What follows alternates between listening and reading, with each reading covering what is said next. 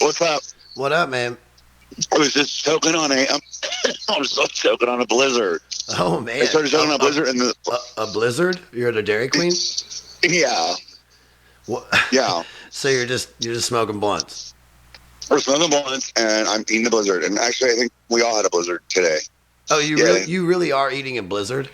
Yeah, I swear to God, yeah. Oh, yeah. I thought you were coughing and said... No. I did that earlier. Smoking on... I thought you pulled a Snoop Dogg and said smoking on a blizzard. And I thought you were talking about a blunt. Bro, like, I was really, like, from Dairy Queen blizzard, man. Like, what'd you go with? What was your flavor? I got the Reese's Extreme blizzard today. It has, like, peanut butter cups and the little fucking ET candies in it. What's the ET candy? Reese's Pieces, man. You know, where he follows the trail of Reese's Pieces. Yeah. You're going full 80s on me there. I did have to go full 80s on you. Somebody had to, man. That's You're a 90s boy. That I am. I was an 80s. I mean, I was born in 81, but right. But I led a very sheltered Catholic youth that would not allow me to see any culture other than Jesus. But you know, they told me that I was gonna go blind if I kept masturbating, so I just left the religion because I didn't believe that shit. I was like, I am not going blind because of this. You know what I mean? Yeah. I'm doing something, but it ain't going blind. Yeah, I remember when I first found masturbation, thinking that I had heard all the tales of you're gonna go blind or you're gonna go to hell or whatever. Oh yeah, that was a big one too. Actually, when I first started masturbating, I remember feeling so guilty about it due to the Catholic thing, and then I remember I had a swimsuit thing, Sports Illustrated swimsuit edition or whatever it was. Yeah. And I used to get down to that, and I remember burning it in effigy in my backyard and being like, I'm never masturbating again. And I was incorrect with that assumption. Yeah, I'm sure you were. Yeah, I was incorrect. So I guess Jason, this is Jason Dahm. I got on here. Hey everybody. And I've been friends with this guy forever. But I wanted to talk to him and get him on the podcast, and he was kind enough to do this. And is also a fucking diva because we already did this interview once, and he was like, I could do better, and I was like, yeah, I could too. Well, we could, yeah, but it was late at night, and I mean, to be fair, like, and then also, we were supposed to be doing this an hour ago, and he was like, hey man, I'm on my way to Carbondale, and I have to stop and sell some records in Mount Vernon. That's because I'm a broke bitch, not because I'm a you're an audiophile, and that's how I took it. I took it as you being an audiophile. I didn't think it myself. Absolutely. I thought more. I did notice that you posted you had the Poison albums for sale. I did. I felt like that was kind of bullshit. Like those are close to your heart, and you were just No, they're just the original pressings. So I have the reissues too, that are worth even more money than the original pressings, and the reissues are worth more than the original pressing. Yeah. What does the world come to? I don't know, but I will tell you this though, buddy: the repressings sound better than the originals. Well, of course they do, but I don't know. You know what I mean? I was going to sell either one, but then I decided that I looked it up, and it turns out I could, Oh, I get it. I've thought about selling my record collection multiple times just because. Yeah. I never really listen to them anymore because I have really good speakers that are hooked up to my computer, and I can just listen to music on Spotify. That's bullshit, though. That is, you know what though? That fucks. Did you hit that Reese's again there, Coaches? No, I swear to God, there's like keeps like coming up to my throat and fucking like choking me. You'll have that. I know. I fucking need to blow my nose now too. It's weird. Blow your nose. I can't. I'm looking for a piece of something to blow my nose with. Did the Dairy Queen didn't provide you with a napkin? Those motherfuckers in Salem, cheap ass Dairy Queen. Come on now. You think they gave us napkins? They maybe gave us 2 napkins. Yeah. Oh wait, hey, I do see 1 napkin. Like getting one. Oh fuck, that's a receipt. God damn it. When they blow your nose with a receipt. Oh, gross, dude. That would hurt like a motherfucker. That it would. I mean, I got cocaine nose, so it's like fuck. Oh, no, I'm just kidding. I'm just joking. I'm totally kidding. You used to have cocaine nose. Well, yeah. Okay. Well, let's tell people who don't know who you are a a little bit about yourself, and then we'll go from there. That way, anyone that doesn't know you, because we grew up together, and right. But like, just give an introduction of yourself, and then we'll go from there. That way, people. And you want to tell them like everything, like I don't know, man. You do bro. Like I'll just do like general, and then you touch on any specifics you want to know. How's that? You just do you, and I'll do me, and we'll come together and make a beautiful. I always podcast do me. Here. I mean, this is the podcast. All right. Yes, I'm ready, dude. I'm down. Well, no, I mean, so everything we just talked about is on there too. Like this. All right, that's okay. Yeah, that's fine. So just roll. Tell people who you are to give them some perspective, and then our conversation will weave in and out from there. Well, you know all this already, Chris. So you can kind of read a book or whatever. But yeah, I'm gonna check the news. Yeah, I'm Jason Dahm, 45 years old. I have always lived in small towns. I lived in Salem, Illinois, Newton, Illinois. I lived in Decatur, Illinois, and although that's a bigger town, I went to a school on the north side of Decatur called Argenta Orienta, and it was a very small school, smaller than Salem's, actually, and smaller than Newton's, actually.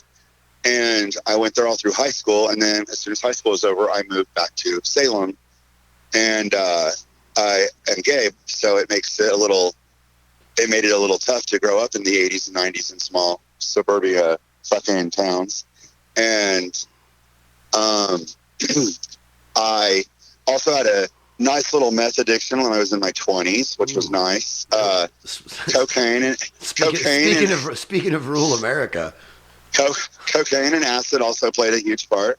Weed has always been in my life, but weed is such a... You were addicted to acid at one point? No, I wasn't addicted to acid, but I used to sell the shit out of it and take the shit out of it. You know what I mean? Like, ooh-wee. I bet I've tripped over 200 times. That's a lot, bud. I know. I'm clinically insane, apparently, but... I would agree. Fuck you. Yeah, you agree for different reasons. No, but I also have been a strong proponent of weed for a long time, and I always will be a proponent of marijuana. The other shit is, I hope it's just something that people do, but the more I look around, the more I see that people that did kind of do it and get hooked on it, that got off of it, they're doing it, and they're still on it, and they're going to jail. And I don't know. I never got into heroin either. I thought that was too fucking far. That was just a little too... All right. Nothing looked fun about heroin. Well, it sounds to me like we are going to talk about sex, drugs, and rock and roll. Yes. Sex, drugs, and rock and roll within the confines of rural America. Oh, okay. Sure. Because I think that's kind of something that we both know. Well, and for sure. So, what was it like for you? Like, when did you? Let's just start at the very beginning. When did you know you were gay? Well, I guess when I was in kindergarten, I kind of, I thought girls were really pretty, and I thought guys looked good too, though. There was like an attraction to both when I was younger. And was it like an attraction? Because I have no problem. I don't know. It was like as a straight person saying that some men are like Ben Meager, our mutual friend. Oh, he is a gorgeous soul. Yes, and a gorgeous body. Yes, goddamn. Yes. I've never really. Yeah, I don't want to take the crease out of your khakis by bringing up Ben's name, but shut the fuck up. But he is, beautiful. He's a beautiful man. There's no question. So I don't have a problem. Yeah, but he's also nice too. That's what makes him even hotter. He is nice. He is nice. He can be a dick. I've always preferred to say that he was a simpleton because I wanted to believe that Ben was an idiot because he was so beautiful. Like I couldn't fathom a beautiful man. I know. Being that good of a person. So I know. The only thing I had on him was my false sense of intelligence. So I would always just make fun of him for being stupid. And you don't expect somebody that good looking to be that nice. No, he's a sweetheart. But what I'm getting at is what's the difference between someone like me who can look and say this person is a beautiful man without being sexually attracted to him? Like, no, I can't put my finger. I don't know. I thought about that. Have you ever slept with women? Yeah. Oh yeah. You did? Several. Yeah. Do you still sleep with women? From time to time. For real? Yeah. You sneaky bitch. I didn't know that. Well, I don't kiss and tell, dude. I mean, What? like, Well, bud, you just said it on the podcast, so you kissed and you told. well, But no, I didn't name any names. oh, touche. I just didn't know. Yeah. I didn't know that you slept with women. Like I honestly, Yeah. I had no idea. Pussy's okay. So did you say pussy's okay? Yeah.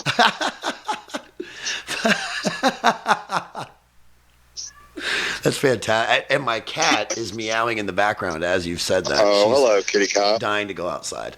I bet she's trying to be petted.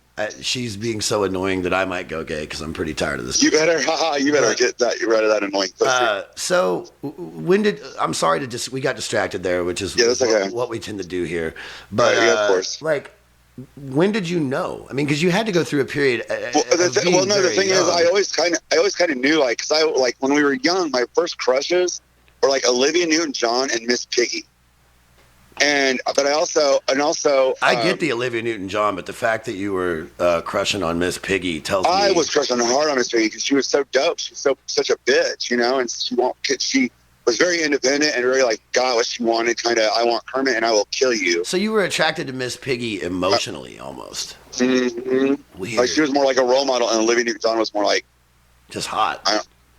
No, I just wanted to be her. Why did you want to be her? Well, listen, I'm really into music. I'm really into music. That's been my main thing my whole life.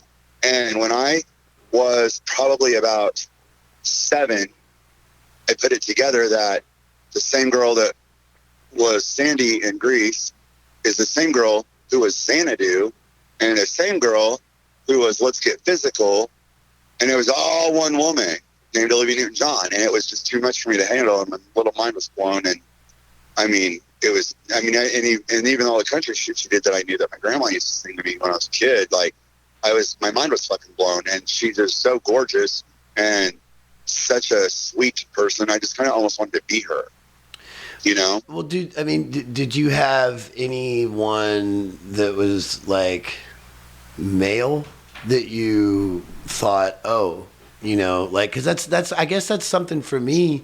Well, I had a crush on Ricky Schroeder and Jason Bateman, the kids that were my age when they were on TV and whatnot. I guess it's just weird for me to think about, like, you put so much emphasis on Olivia Newton-John, and for me that almost sounds like something. Not that I'm trying to break your sexuality and turn you straight. We're not praying the gay away here, but like I feel like it for me. I guess as an adult, if I hear you say that, I think as a straight male, I'm like, that almost sounds like my perfect woman. Like this woman that is multiple things and is well balanced and beautiful and intelligent and all that stuff. So that sounds like to me, when I hear that, I'm thinking like, God, she sounds amazing. I'm attracted to that. And for you, it was more of like an inspiration, or am I getting it wrong? It's weird. Like when I think of women, it's like for me to fuck a girl, it really takes a different kind of girl, because when I think of women, I think of like I was raised with a single mom, and her best friend and her mom and her sister and just constantly around women. And then and even when I was at my dad's on the weekends, I was around my cousins, Rachel, Lisa, Gretchen, Jeannie, Brenda. The girl cousins were the ones who really So I look at women as more of a kind of a nurturer or something, and I feel like I don't have. It's weird. No, man, it's weird. So you, like, I guess what I'm trying to get at is, when did you become attracted? Like, you sound like you're attracted to both, but when did you have the balls, for lack of a better way to say it? I came home from school. I got you. Listen, like, when did you have the balls to be like, I'm going to follow these thoughts. Look, man, I'm hard as a rock. I want to hear this. A second, and I will tell you. I'm just sorry. I'm just curious. It's just I'm bi-curious.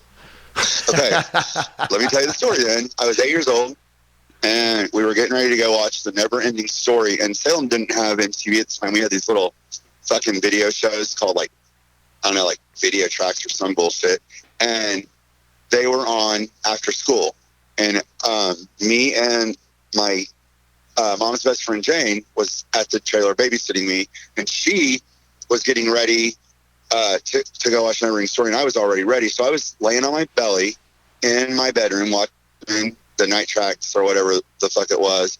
And the video for Wake Me Up Before You Go Go by George Michael by Wham came on. And I got a boner. This is every gay person from the 80s origin story.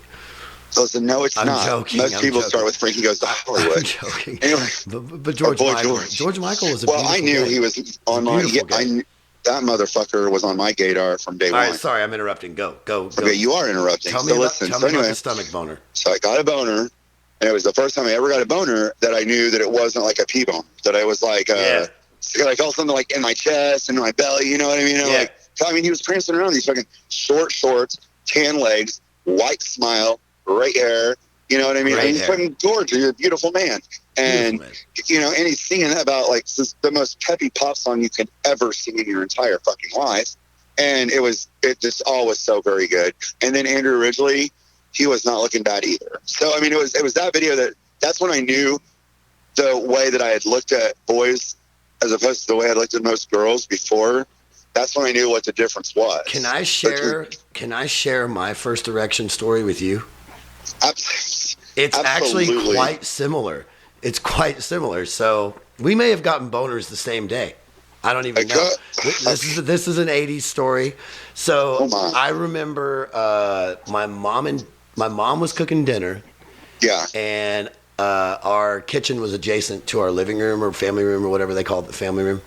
Sure. And I remember being on a beanbag watching fucking Wheel of Fortune, or not Wheel of Fortune. Yeah, Wheel of Fortune. And you got a Vanna White boner? My first boner was Vanna White. You got a Vanna White boner? I did. I bought a Vow.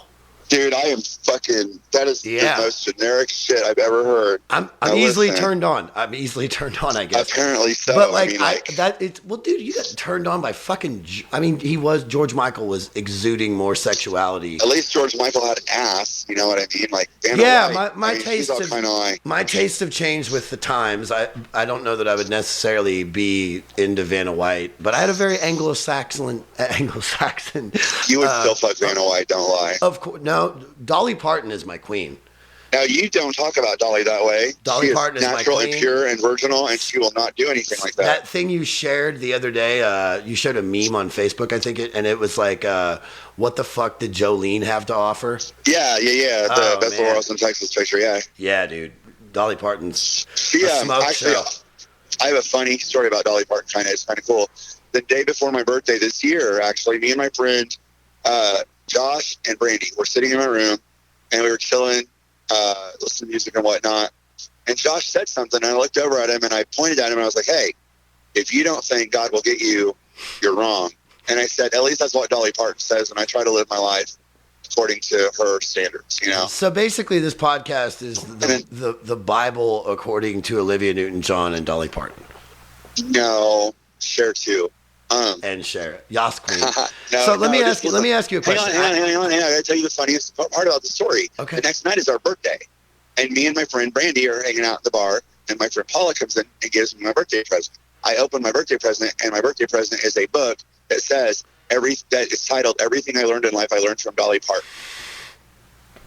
After I just said the night before that I try to live my life to the standards of Dolly Parton. Well, I think God wants you to follow that path. I do. I think that God lets us know when we're lost. Okay, so what's your question? Where we're found, and I'm not going to talk about God. No, my question for you is... I believe in God. I'm totally I don't. Christian. I'll talk about God. I don't. Okay? I don't. Go ahead. Not that I don't.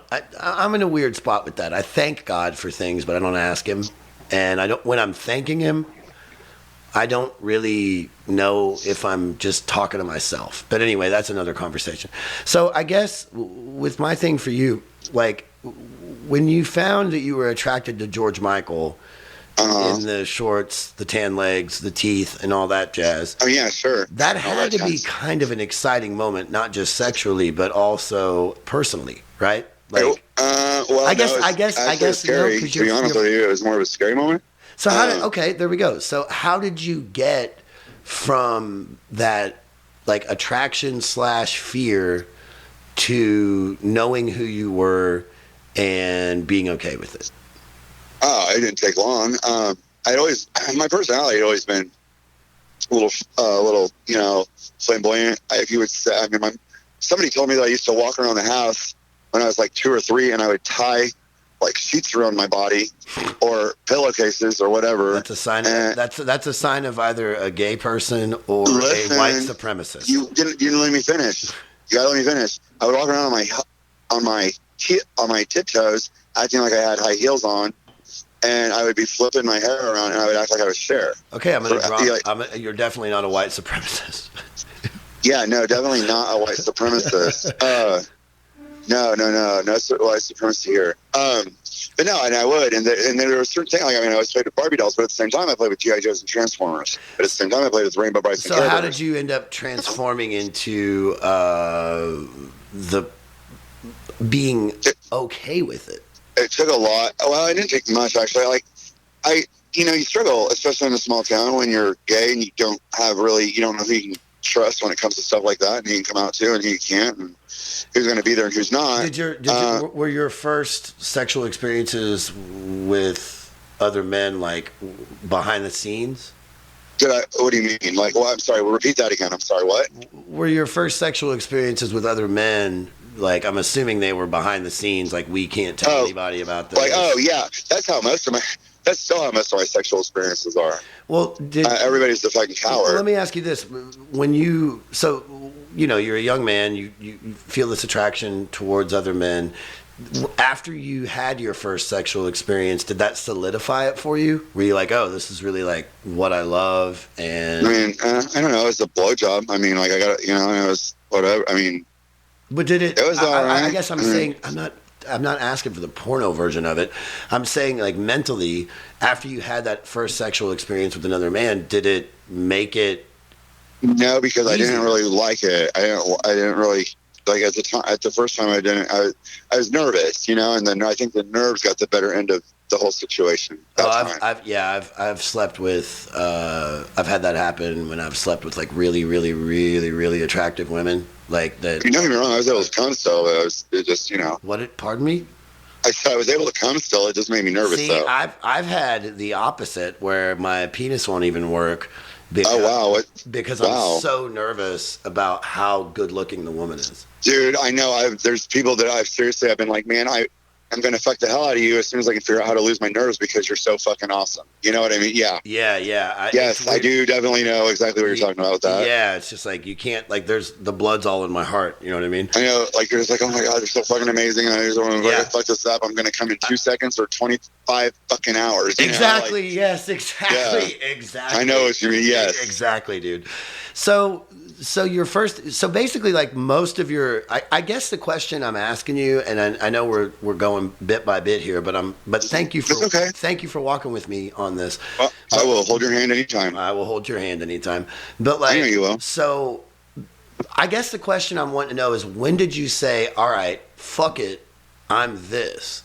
Because I feel like my experience with you, I never knew you in the closet when you were getting boners from George Michael and shit. You know, I knew you as like I met you or found out about you. You were known amongst my peer group as the gay DJ. The gay DJ, yeah. God damn it. And that's a long time ago. And then at that point you're just something that's on my peripheral. I just have heard about you. But when I really got to know you, I was always blown away by the fact that you had the balls to be yourself no matter what, and you knew who you were. And dude, honestly, you were a fucking inspiration, because at the time when I really got to know you in my early 20s, I was going through a lot of identity crisis where I was like, should I go back to college? Should I play music? I don't know what to do. I remember that. Yeah. I absolutely remember that, yeah. Yeah, and fuck, dude. The whole reason I play music is so stupid, but it's from you, me, and I think Ben Meager's beautiful ass going to see 8 Mile. And when we saw 8 Mile in the theater, I was like, yes. I'm going to fucking try to do this shit because 8 Mile was such an inspirational movie. That did pump you up. Dude, I remember you being pumped up about that when you left. I'm like, wow. Yeah, I made me and Ben are like, damn, Chris, that was a good movie, but I mean, you know. Yeah, but shut the fuck up. But shut the fuck up, right. Basically 8 Mile was my musical George Michael dancing in the short shorts. And I was like, this is what I want to do. I'm not going back to college. I'm going to try to learn how to do this. But I always was inspired by the fact that I knew you caught shit because I caught shit for just hanging out with you. Oh, yeah. You know? Oh, yeah.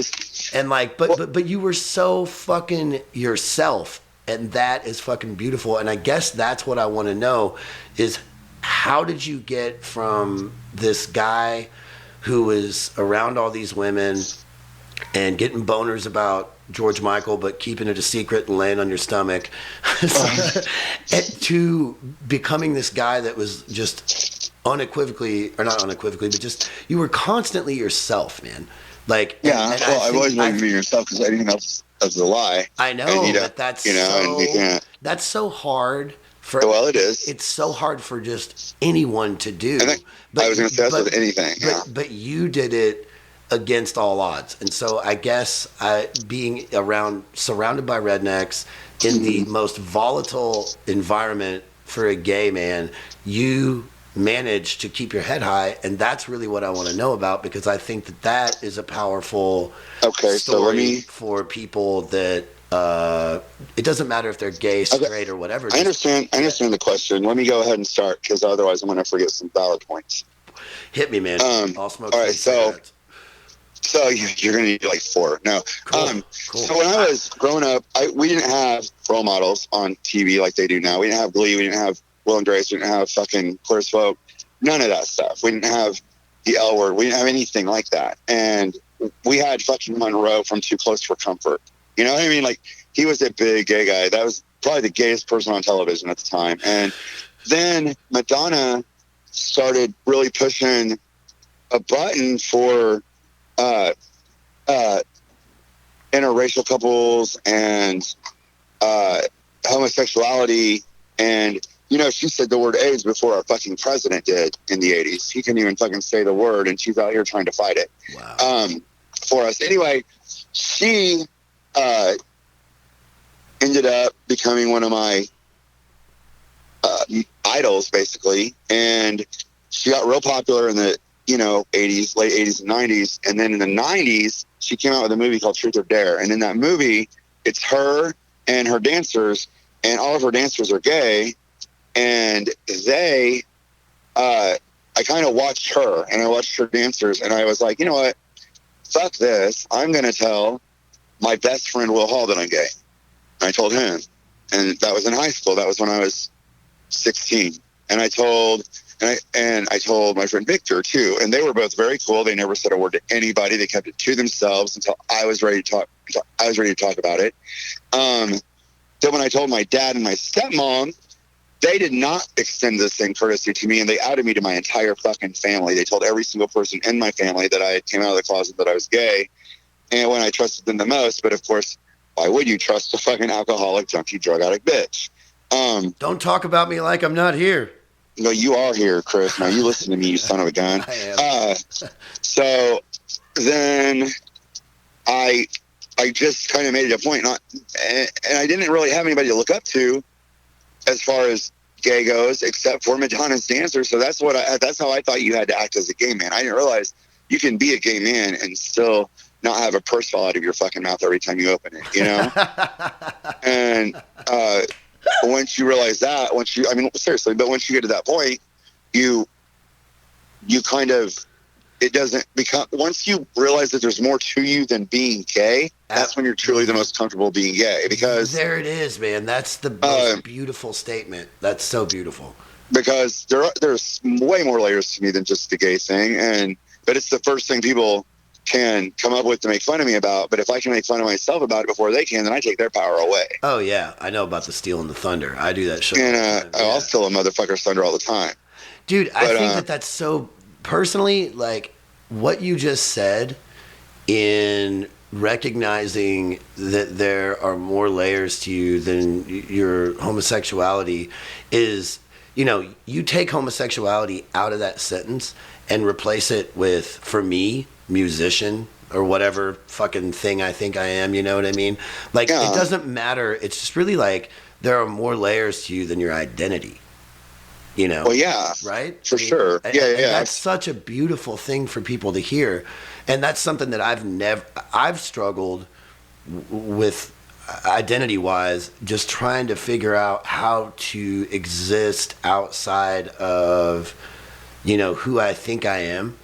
And I'm sorry I'm rambling, but that really hit me when you said that. That was gorgeous. But proceed. I'm sorry. I'm not trying to interrupt. But I just wanted to give you props, because that, to me, that is, I think, I don't know if that's why I've always respected you so much, but maybe that's why I was drawn to you, because you seem to.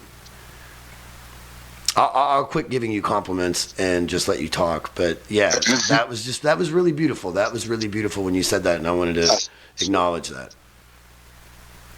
Well, the thing is that that was in high school, and everybody in high school pretty much knew anyway. So it wasn't like I was giving them new information. It was like I was. It was like I was telling them something they already knew. Yeah, but everybody. But I was just kind of affirming it. But then there were these, 3 fucking scuzzy guys who are probably pumping gas somewhere.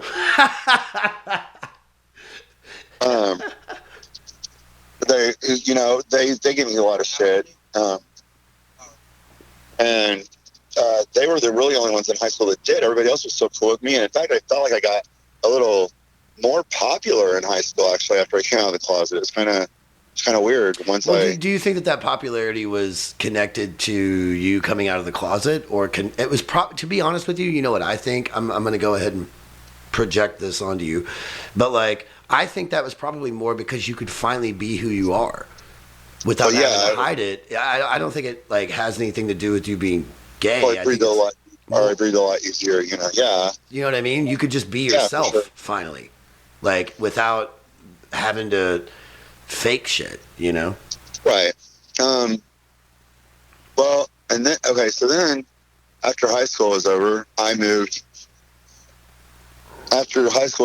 back to Salem, and I just decided I had to make a choice when I moved to Salem. I'm like, well, do I go back in the closet and pretend to be something I'm not again and be miserable and have to fucking every day is a fucking lie, or do I say fuck that shit and come out of the closet, and if they like me, they like me, and if they don't, they don't. And I just came to Salem as I was, and I didn't really address my sexuality unless someone asked. And it really wasn't a big deal. It was pretty easy to see.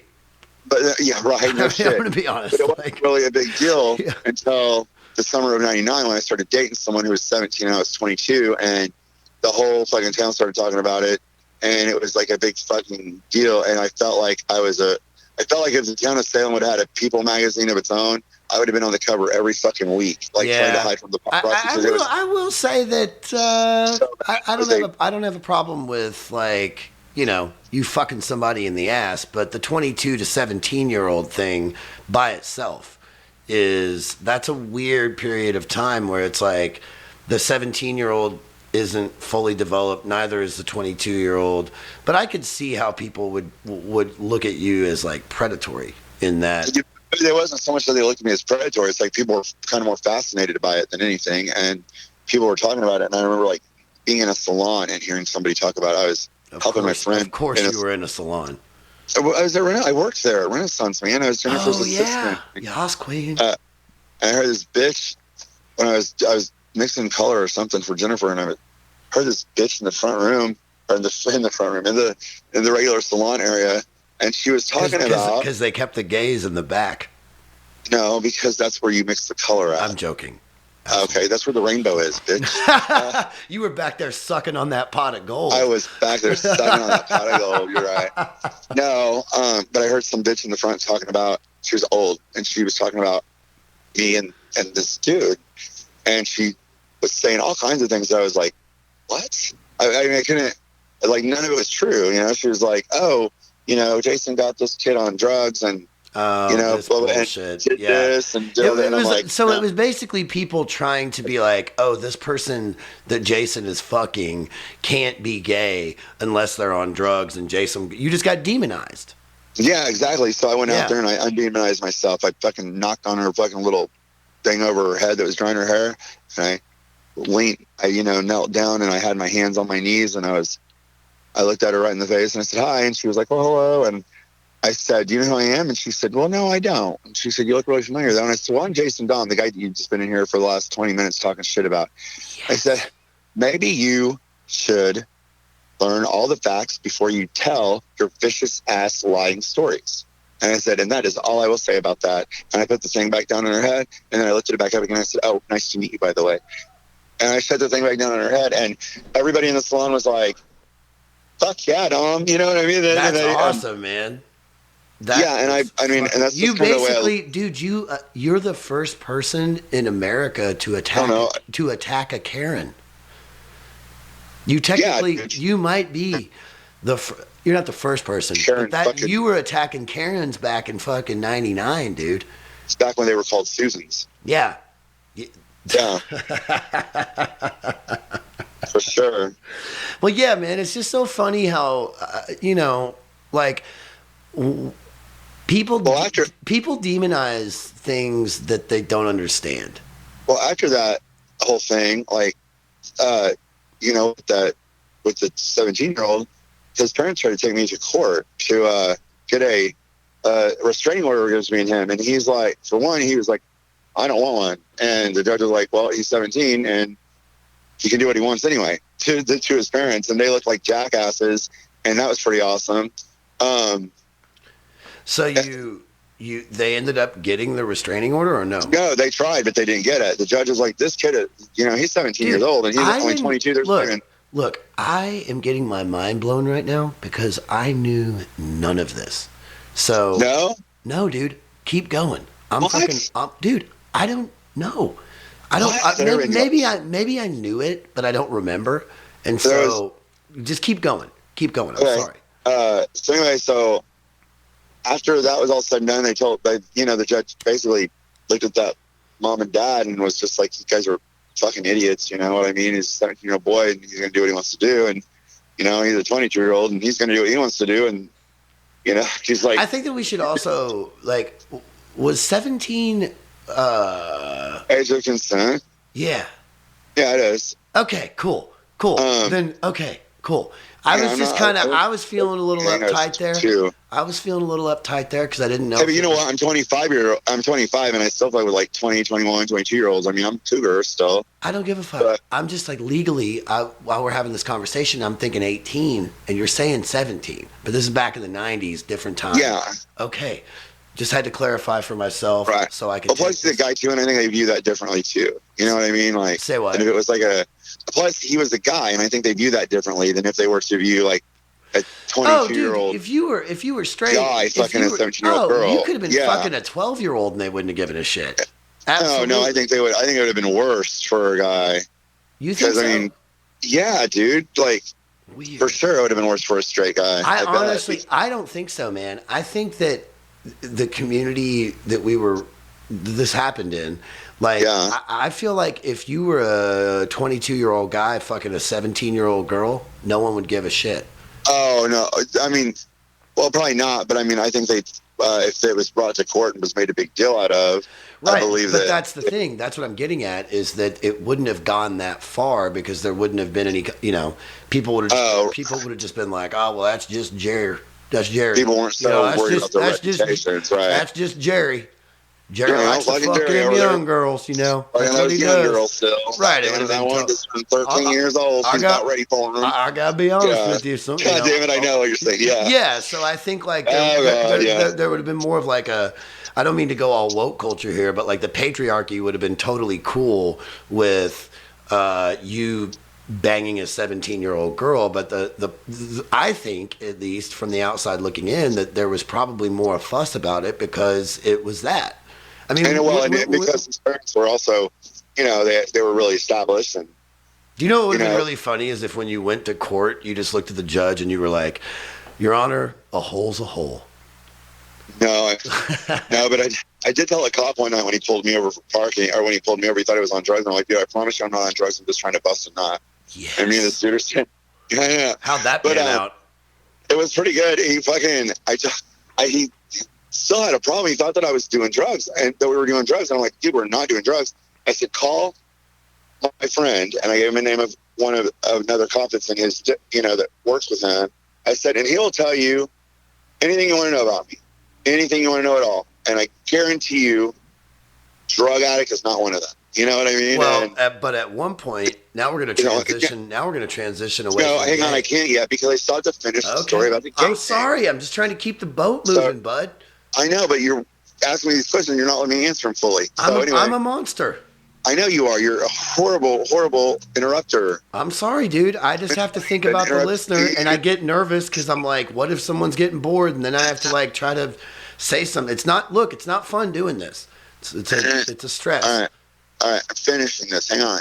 So then anyway, after the situation with dude and his parents, it seemed like everybody wanted to like fucking get to know me or something. Like all of a sudden I started getting invited to like these awesome parties and going to these cool, like getting invited to like movies with these cool people. And it like honestly, like without sounding weird or anything, but it like moved me up the fucking totem pole. Oh, that's how I felt when I was in high school and I started smoking the social weed.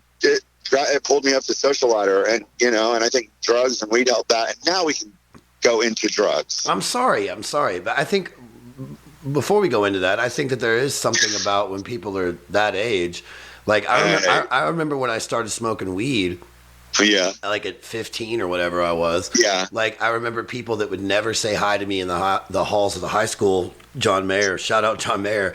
But when like I'd be walking through high school and like a week later after someone had heard that I smoked weed, they were like, "What's up, Chris?" And it's like now I'm suddenly cool because I fucking inhaled smoke. Like what the fuck? And at that point in time, I remember realizing like how fucking petty people are. Yeah, but you do become way cooler after you start smoking weed. I mean, that's just the way it is. But it's stupid. It's stupid. It's stupid. It's stupid. It's stupid. That's a stupid. Like, why was I any different?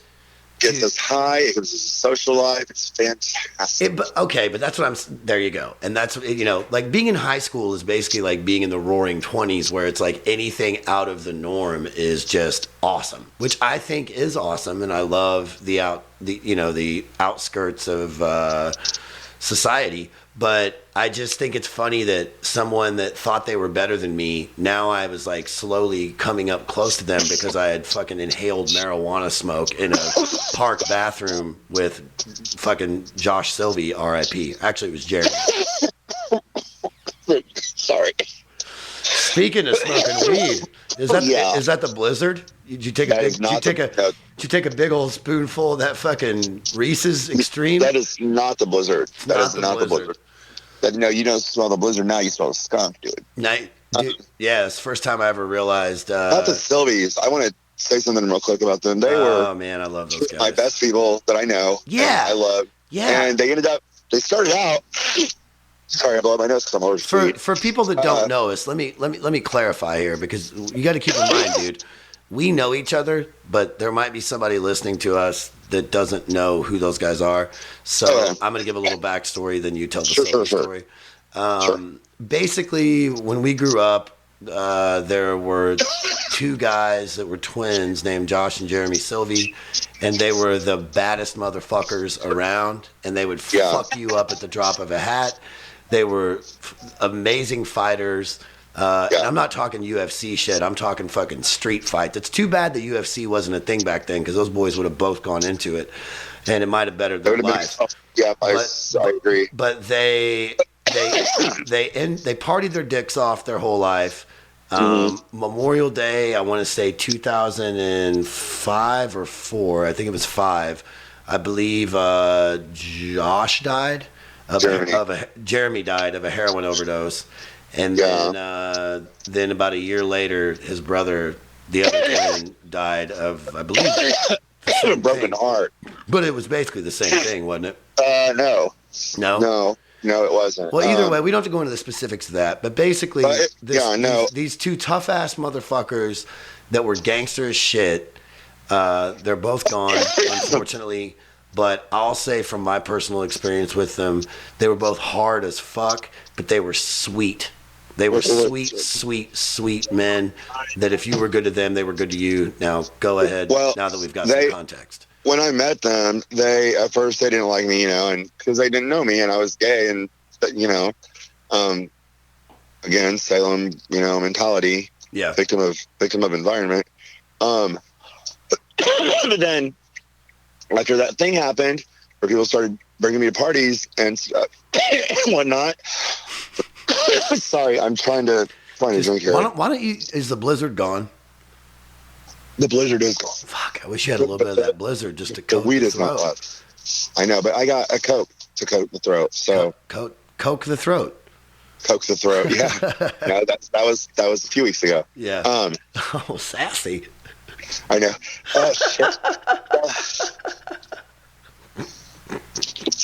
I have to sneeze. I'm sorry.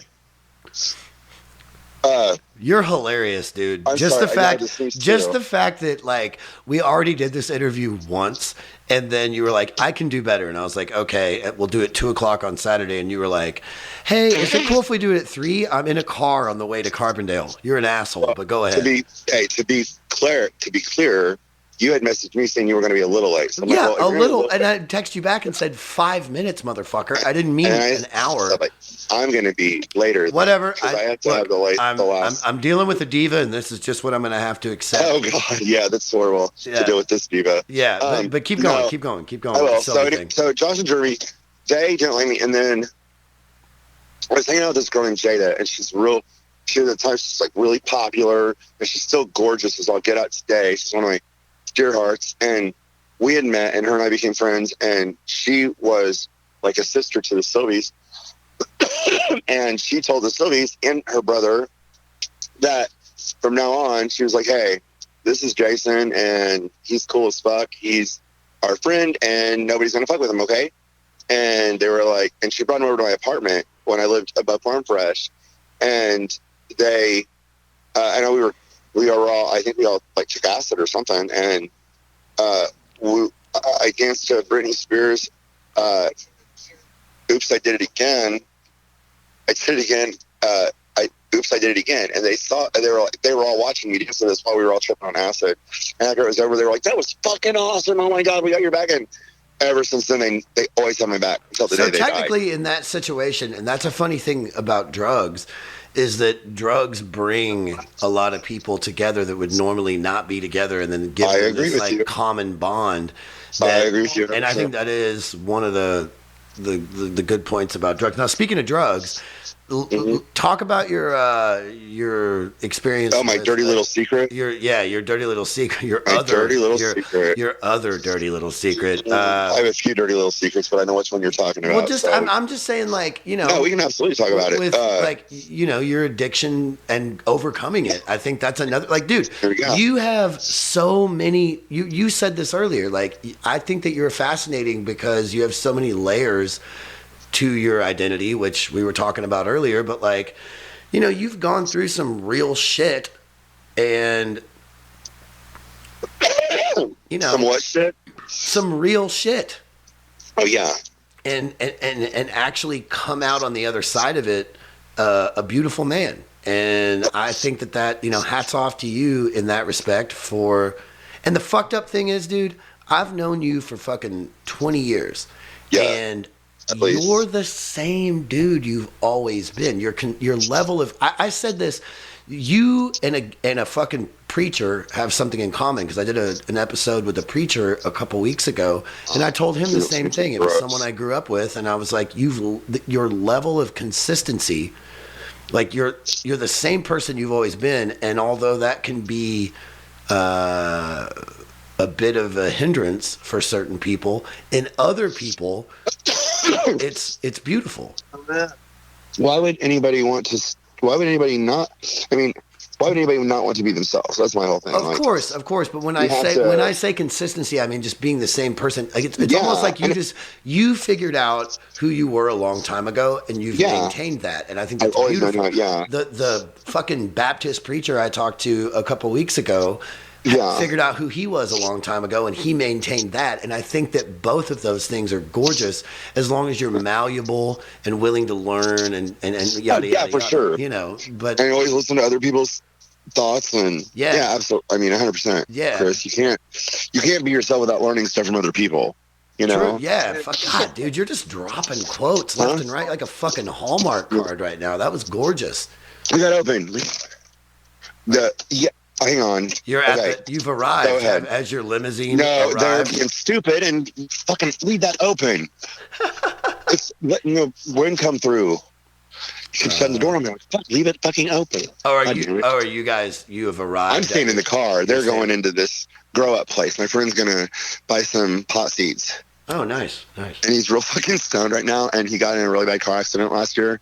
And he can only really use his right side for anything. Like his right hand and his right leg are really good, but his left hand is like gimped up, and his right leg is like really. He has to walk with a really big limp with it, and he's really stoned right now. And he's trying to get on these stairs with his to get pot seeds to go. We're going off the rails. We're going off the rails. God. I'm sorry. Okay. No, it's great. It's fucking great. I'm so glad. Okay. I was actually kind of pissed that you were like, yeah, I'm on my way to Carbondale or whatever the fuck. But now that we're having this experience with you, I'm very glad that you did that. I'll tell you what. Hold the thought for a second, because I got to take a break to read an ad. And I'm going to come right back, and then we'll pick up the conversation. We'll talk about you. You're going to call me back? No, you stay on the phone. But okay, great. We're just going to, the podcast is going to take a break. I'll read the ad, and then we'll come back and we'll talk about you and your addiction and everything. Wait. What? I'm like, will I hear you read the ad? Can I hear you read the ad too? No, I'll have to do the ad read later. But that's fucking gay. I just whatever. like it. Well, so are you, bud. Whatever. So, I'm trying to just march in step with you by doing something gay. Actually, I just have to pee, and this is a good place to put the ad. Okay, cool. I thought your ad was going to be for like KY Lube or something, but that's what it'll be. Okay, fantastic. That's actually the sponsor of this this episode is KY Lube. Oh, great. Yeah. All right. Well, give me 1 second, and I'll be right back. Sure. Okay. Go ahead. Do what you got to do.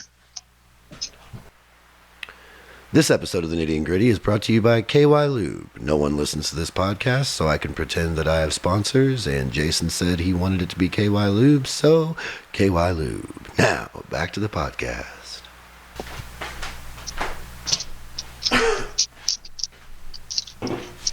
Okay. You still there? I am here. Okay, all apologies, man. I just had to take that break to read that ad for KY Lube. KY Lube. You know, there's another lube called There's another lube called Kush and Tush. Oh, what a dirty girl. Or Tush and Kush. Which one do you prefer? You know what? When it comes to lube, I really KY. Say KY. They're sponsoring. Yeah, but if you're real good, you don't even need lube. So. Oh, Daddy making it wet. I bet I do. I know I do. Okay, so let's talk. Speaking of wet, let's talk about your overcoming. Talk about how you got into addiction and how you got out of it, because I think that's a fascinating aspect of your personality. When I was really young, when I was like, fuck, I was probably like, I think we were 15. When I was 15. My friend Justin was 15. We went to visit my dad, and because I was living in Decatur, and we went down to Newton for the weekend to visit my dad. And my stepmom and her homie were hanging out and, drinking beer and whatever else in the kitchen, and they were busting out lines of shit. And I really didn't know what it was at the time. I said, "Oh, is that cocaine?" Or something like that. And at the time, I had only smoked pot like once, maybe. Pussy. You know what I mean? Like, you're not cool at that point. I was not cool. I was not cool then. And no, I was definitely not cool. And my stepmom was like, "Oh yeah, it's Crank. Do you guys want a line?" And I was like, "Yeah, I'll do it." I didn't know what it fucking did. I didn't know anything about it. I didn't even know. For the listeners, crank is white trash slang for methamphetamine. Yeah. Yes. And anyway, so I did a line, and my friend Justin did one too, and we were up for fucking the whole weekend. Like, we did it Friday, like 6 o'clock in the evening, and we were up until we went back to our homes and up by Decatur. What did it feel like?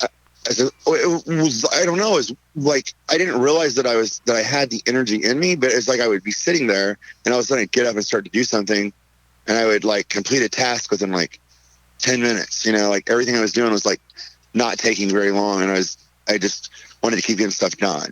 Yeah. But I didn't realize that it was me because I was high. I just thought, because I didn't feel high.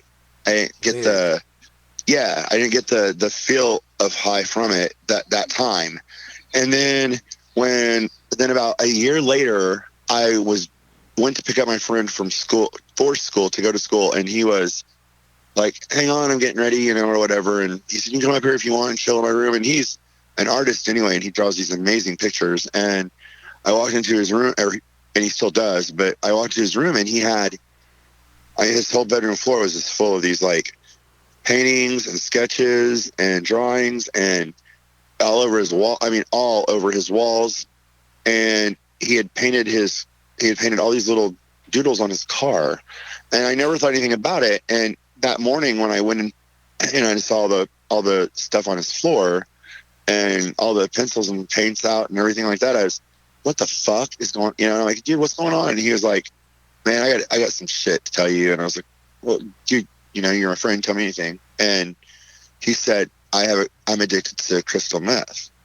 And I had no idea what that was, and no idea what that meant. And I didn't realize that what I had done a year before, the crank, was essentially the same exact thing as crystal meth. Yeah. And I felt horrible, and I actually called him years later and apologized for the way I reacted then, because I could have been a much better friend had I known exactly what. Oh, you were kind of an asshole? No, not at all. I wasn't an asshole at all. I was kind of shrugged it off like no big deal. I was like, "Oh, cool. Okay. I gotta go out back to school." You know what I mean? Like, okay, cool. Good luck, dude. Later, I got. Yeah, I was like, "Well, I bet it, you know, you'll get over it. It'll be fine." I just kind of shrugged it off. I had you no just idea. didn't understand how powerful of a thing it was. Not at all. Yeah. No, and I certainly didn't know that it was the same thing that I had done like a year previous to that. Well, then cut to 1998, the end of '98. I had, started smoking pot. I have had several experiences with alcohol. I had tripped on acid several times by then. Pretty cool guy by this point. And, well, oh yeah, dude, I'm the best. I was the best, dude, for sure. And I remember it was the day that Cher's Believe album came out, because I went to Walmart and bought it. Did you say Sarah? Did you just call Sarah? Like, is that what you said? No, I said it was the day that Cher's Believe album came out. I thought you were talking about Sarah McLachlan, and I was like, did you just act like you know Sarah McLachlan? Because I had no idea what the fuck you said. But Cher. Oh, you thought? Yeah. I used her one name. Yeah, that's why I was like, you were a fucking douchebag, dude. Yeah. But Cher, maybe that's the beauty in Cher's name, is that everybody feels like they know her because it's just Cher. Dude, and she's been around since everybody's been a kid. Also, I mean, yeah. Let's go music dork on this real quick. Cher's Believe album that you're picking up before you do methamphetamines, I'm assuming. First use of auto-tune in popular music. Yes. Go ahead. First use of go ahead. vocoder. Anyway, so I went and got the Cher record, Cher's new album, Believe, and I believe in love after love. It's kind of I don't know. That's a whole other story. That might be a whole other podcast. Because love is a tricky little bitch. It is, especially when you're me. Especially when you're a gay guy who loves those straight boys. Those straight boys will break your fucking heart. That's that's because they want to get a little butthole and sneak back out. No, that's not the whole thing. I'm a top, dude. I'm fucking. This is I'm platinum top, All nonetheless, right. dude. Cool, Anyway, cool it there, 50 Cent. So anyway, so about the drugs. So let's go back to that. Yeah. We can get into the sex and We can whatever talk else about, later. we'll talk about buttholes later. Sure, we can do that. So anyway, so I get home and my roommate is playing Super Mario Brothers on the on the regular Nintendo. Okay, I'm in. In our trailer in 1998. Beautiful. And I was right. And I walk in with his new CD, and It's like a Norman Rockwell painting. Oh sure, oh absolutely. And his girlfriend came home from Pizza Hut. She had her uniform on and smelled like pizza. It was fantastic. She was sitting there smoking a cigarette, and I walked in and he's like, "What are you doing, dude?" And I was like, "Well, I'm going to go listen to this Cher record." And he was like, "Oh," and I was like, and I glanced over and I'm like, "Wait, what are you doing?" Because he had a foil and he's smoking this shit off with like a straw and a foil, and he's lighting the bottom of the foil. And I'm like, "What the fuck are you doing?" And he's like, "Oh, it's called ice. You have to try this." And I'm like, Dog the Bounty Hunter called it ice. And I was like, I don't think I do have to try this. I didn't know what it was. I had no idea. This thing that came up twice in my life. You know what's kind of funny is you're definitely gayer than you are a drug addict, because all you cared about in that moment was going and listening to that Cher album. I swear to God, yeah. Yeah. So well, then it was, but by the time the next album came out, things were kind of not that way. I wanted, so I was like, "You guys are fucking gross. I'm going to." And they're like, "Dude, it makes you, it'll make you, it's kind of like cocaine." And I'm like, "Well, I like cocaine, but cocaine makes you want more. So why fuck with that?" And they're like, "It's not like that." And I'm like, "I'm going to go listen to Cher. Fuck you guys." So anyway, I go listen to Cher. I listen to the album. And I'm like, "It's a pretty good album, And I was like, and you kind of go, a little dance, a little fun. So I went out there and I was like, okay, let me try this shit a little bit. So I ended up spending $50 on it the first night, which I only did probably half of it. I only smoked half of it probably with my friend. And was it amazing? It was. How much better was the Cher album the second time? Oh, dude. Yeah. The second time it made me believe in life after love. I mean, I really did believe in it. Oh, for sure. Yes. Okay, sorry. Absolutely. So anyway, so I do this meth, and like I said, I spent $50 on it, and then it wasn't like when I went to sleep and I woke up the next day, it wasn't in my head that, I have to go do some meth. It wasn't like that at all. But I had like half of it left, and I didn't fuck with it for like a week. I held it for like a week, and I didn't fuck with any of it. And then a week went by, and I was like, I'm going to do, the rest of this or whatever. So I, break out a foil and get a straw and find a lighter and fucking, put the $25 rock on it. Did you guys get your shit for the grow? Oh, yay. Good guys. We're going to grow some pot. Beautiful. I know, right? He doesn't give a fuck. Anyway, they don't give a fuck. Nobody gives a fuck. Yaji? Anyway, so anyway, we, fuck, my door's not shut. We're, that's my friend coughing right there. He can't handle his blizzards. So anyway, sorry, Chris, I don't mean to fuck with you. Oh, I don't care. All right, so anyway. I didn't even really. How were you fucking with me there? You got shit up now. I didn't do that. Yeah, you did. God damn it. Fuck. Oh, is his name Chris? No, his name's Biaggi. He's a bitch right now. He's making me pick up some trash that I put out of Okay. He's making you get trash out of his car. What kind of car is this? It's my car. It's how the fuck can he make you get trash out of your car?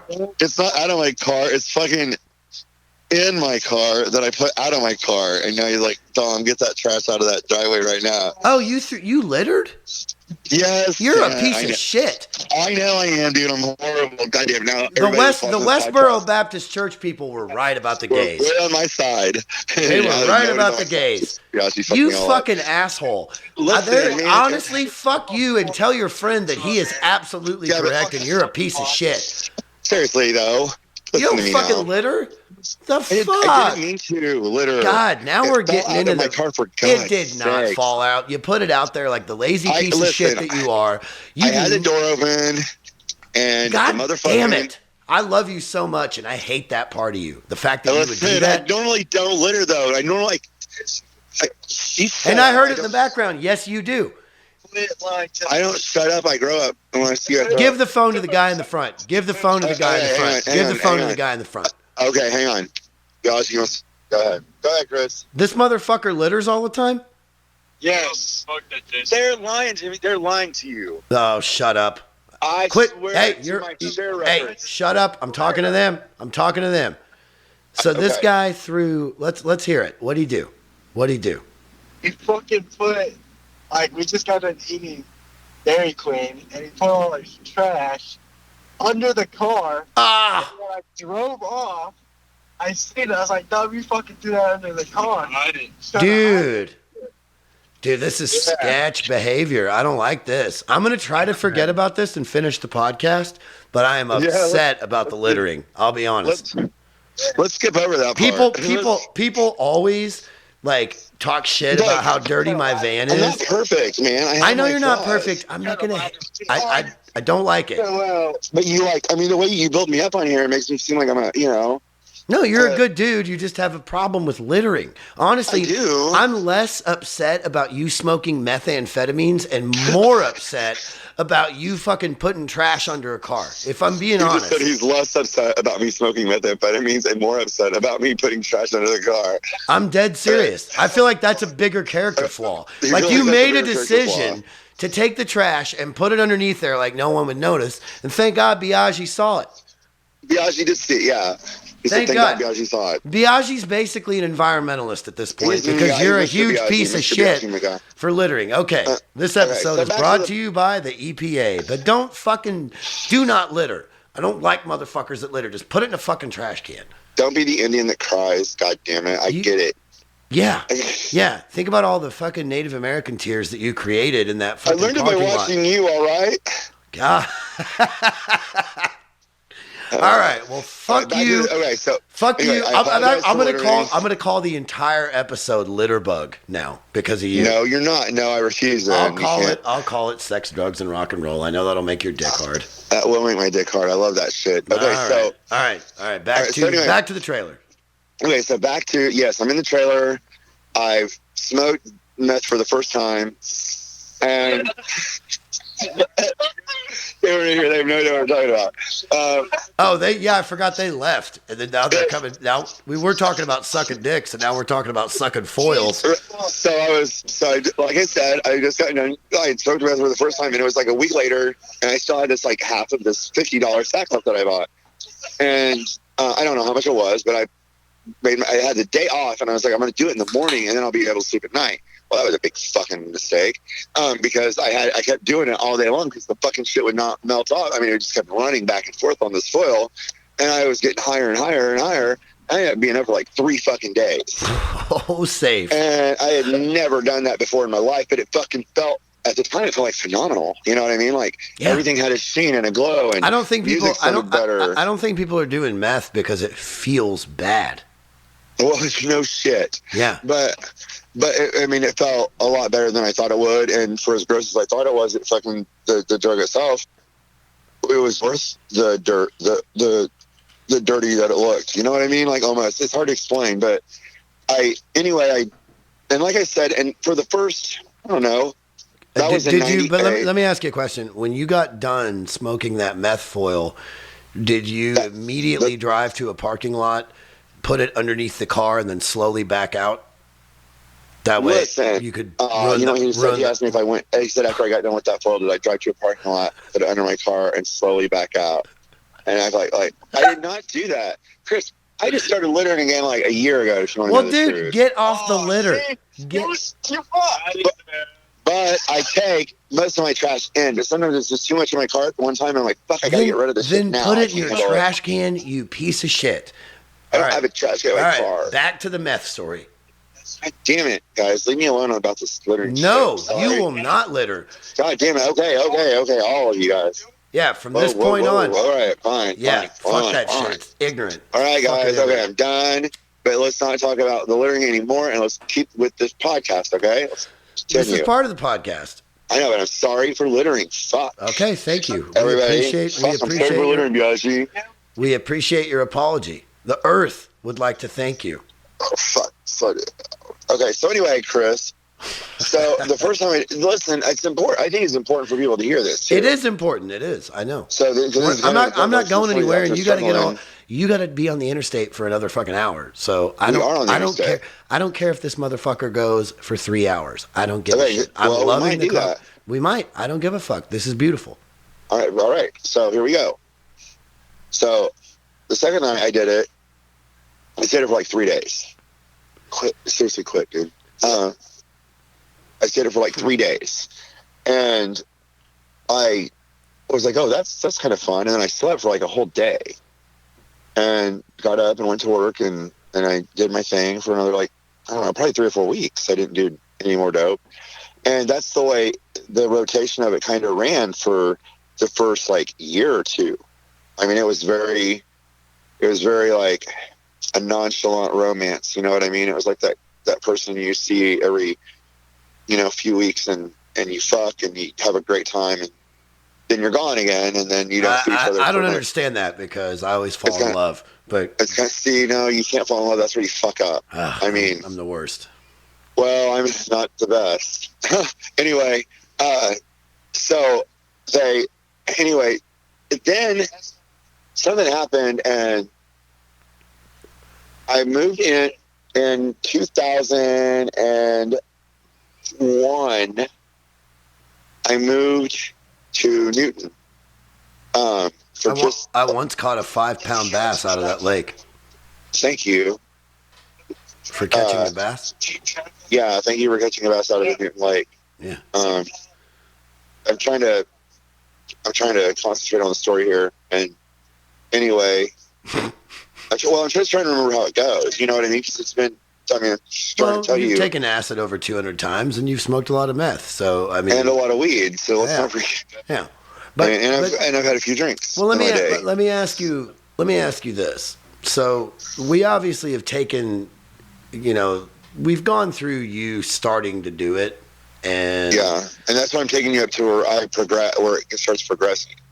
Well, fuck that. Let's get to let's skip all that shit. Okay, fine. So I did drugs for really. Let's get to 8 years. Okay. Let's get to rock bottom. So I did drugs for fucking 8 years. My last day of doing drugs, I was high as fuck. I went through my house. I cleaned everything. I was like, you know what? I think I'm going to quit doing meth. So what I did was I went in my bedroom to my stash box. Every little bit of meth I had, be it in the bottom of a baggie, new baggies full. Cokes would give me their fucking their coffee filters that they filtered it through on, and I had a few capsules. So I put all of it out, and I kind of divided it up. I'm like, I'm going to eat this as capsules. I'm going to smoke this much. I'm going to snort this much in a hot rail, and I'm going to put this much in 2 fucking syringes, and I'm going to fucking shoot these up. Going intravenous. Yeah, that's how I. You were shooting the shit at the end? I'm sorry, motherfucker. If you would have listened to the rest of the story, if you would have told the rest of it, I'm trying. You would have gotten there, make it fucking. So anyway, I decided to do all this stuff. And I'm like, I'm going to do all of it. I'm going to shoot these 2 fucking 25 cc's fucking in my fucking veins.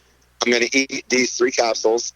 I'm going to do these 4 fucking hot rails. And I'm going to die and never do meth again. And well, the thing was, I said to myself, and I made a deal with God even, I said, if I die when I do all this, then I guess I just die.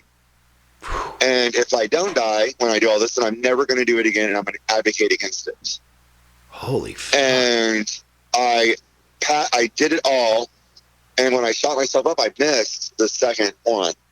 And it went right into my fucking body. And the whole area around my fucking vein turned black, and I got sick. And my little brother is like 12 at the time, or 13 or something. And he runs in, he's like, "What's wrong?" And I'm like, "Go get me a fucking 7-Up." And he's like, "Well, what are you?" I'm like, "Give me a fucking 7-Up now." Well, by the time he got back, I was passed out. Go get me a 7-Up. Was your response to that? I was kind of cute. I was nauseous. Okay. But it was just like, go get me a soda, dog. Well, 7-Up, dude. Like, okay, all right. Yeah. I got you. So I told him that, God damn it. What are you doing? Are you throwing another bag of trash on your No, car? Biaggi's fucking playing little snake mice on the goddamn interstate. I don't like it. Well, Anyway. don't be a backseat driver.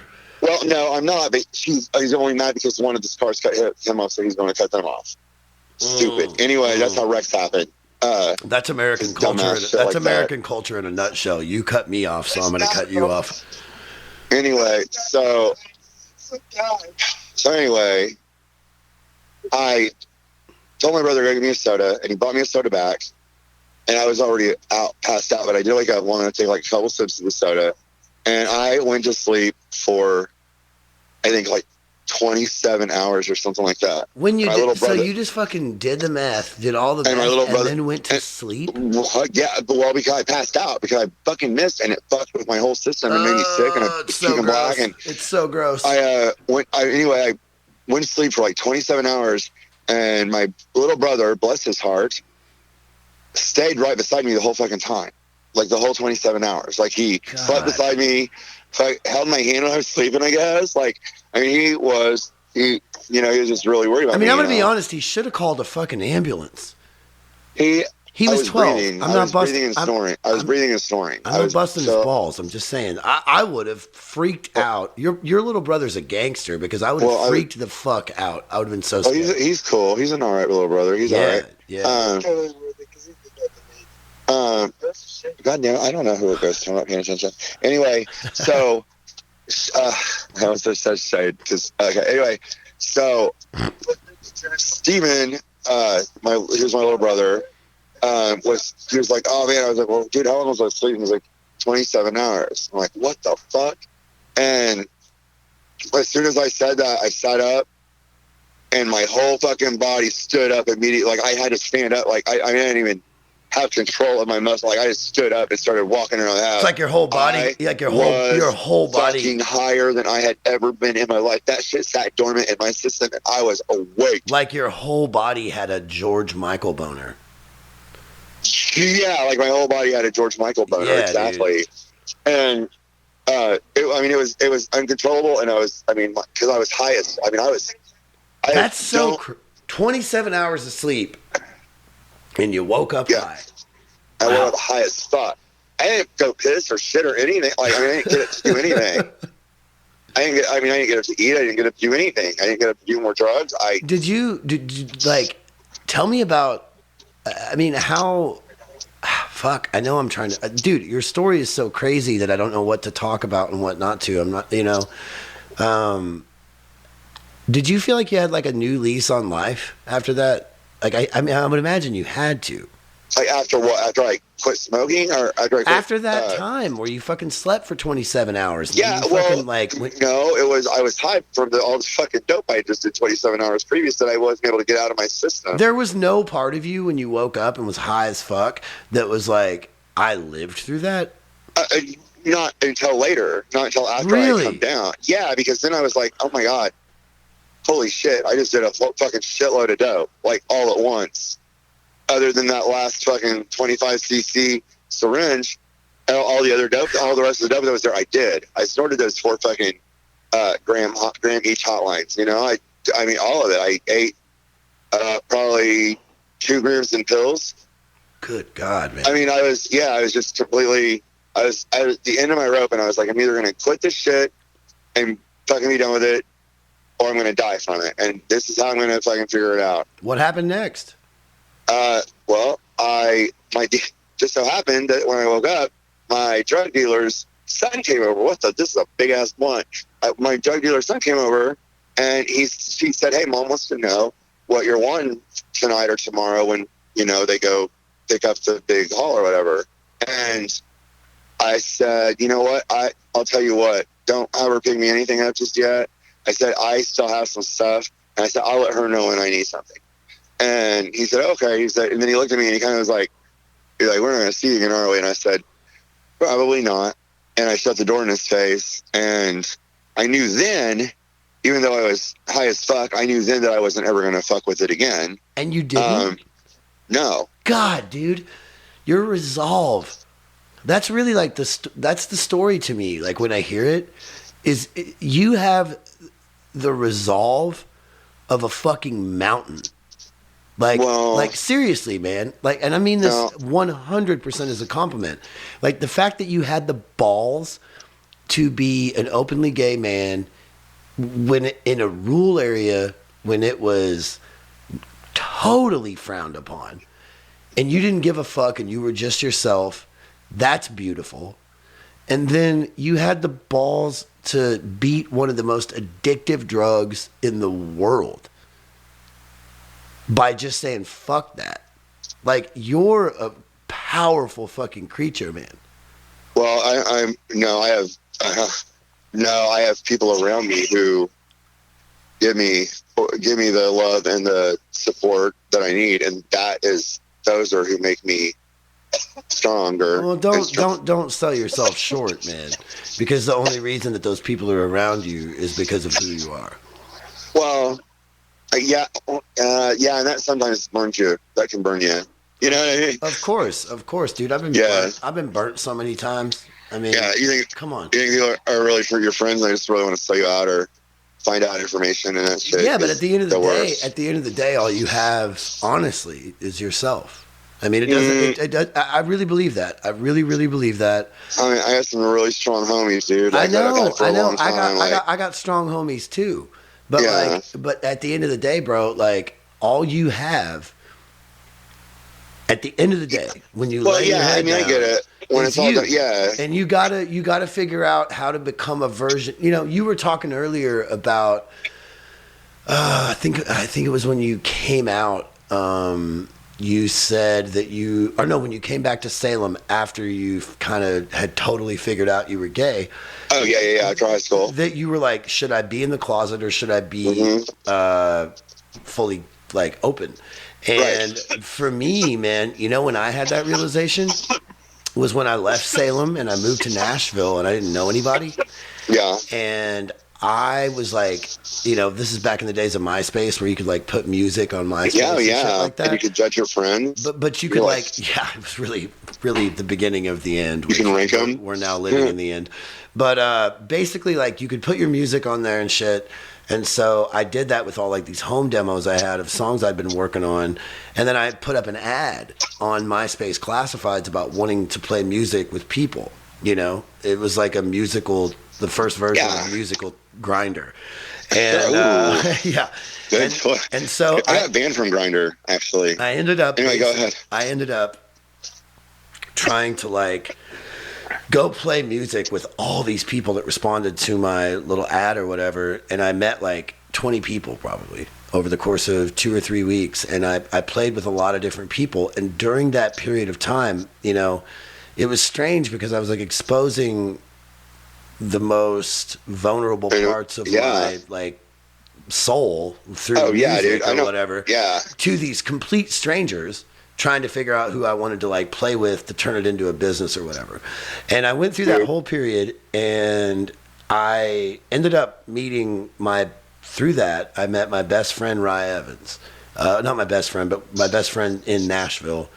And he's done multiple albums with me and shit, and we're still friends to this day. But I realized through that process, before I met Rye, I realized that, like, I had to just come into every one of those little meetings or whatever as myself, because if I tried to be fake or hide any aspect of my personality, that I would attract the wrong kind of people. Right, and you don't want, and exactly. I only wanted to attract people that were actually attracted to me. And, real attracts real. And I've done that shit for years, and I've done it to a fault. I've done it to a fault, and I've ruined a lot of relationships because of being, like, when keeping it real goes wrong. You know, when keeping it real goes wrong. Oh, like for sure. Keeping it too real or whatever. But, But, like, I don't know, man. I think that your experience is one that, to me, defines solidarity in oneself. And I want to say hats off to you. And we're going to wrap it up. But I remember when we tried to record this last time, Celine Dion, that you fucking sang me a song at the end of it. And Yeah. I don't even remember what the song was. I don't either.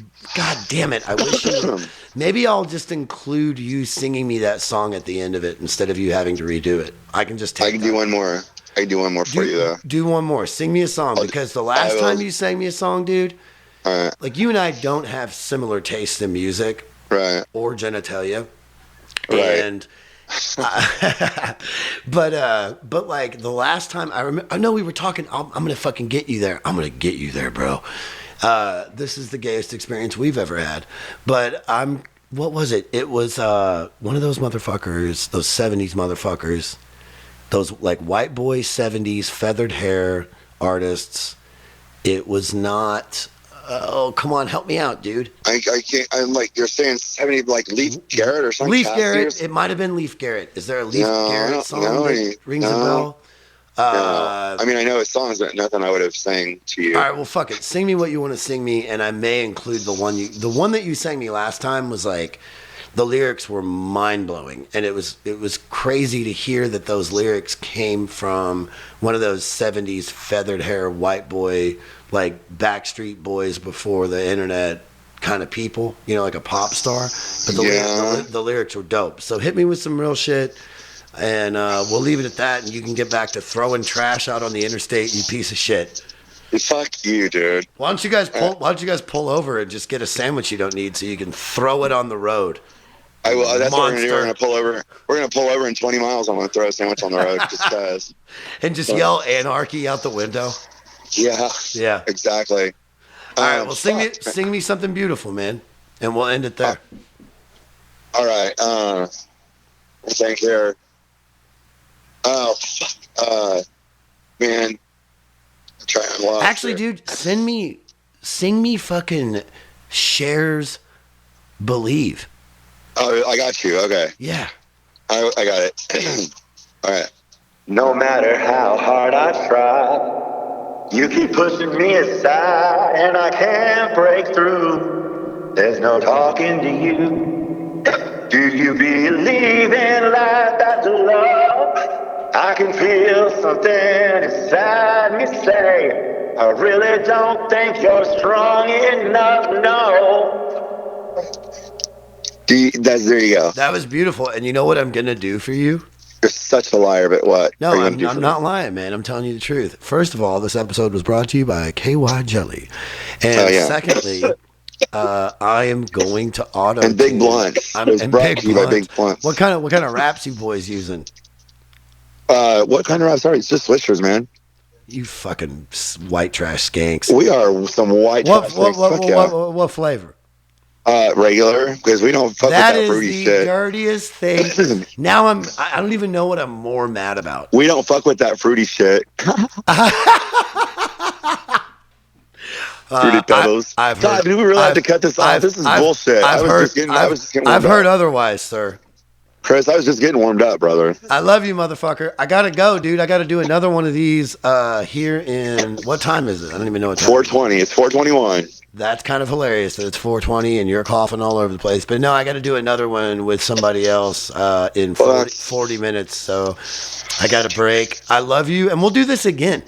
I don't give a fuck. Dude, this whole project has been interesting for me to talk to people that I really love and record the conversation. Well, I really love you too, Chris. I mean, I've loved you for a long time. Yeah, I love you too, man. I love you too. And I'm constantly inspired by the shit you do and your album. You know, I swear though, I need a petition. You know what I'm going to say? I know what you're going to say. I want it on vinyl, and I want it signed by you, and I want it fucking now on vinyl because it is such a good record. Well, if you want that album on vinyl, I'm going to need you to do a few things. Are you ready for this? I'm going to give you a little checklist. Okay. Okay, the first thing I'm going to need you to do is start making your own meth, and then sell it, and then get a bunch of money, and then give it to me. And then you can give me say $3,000.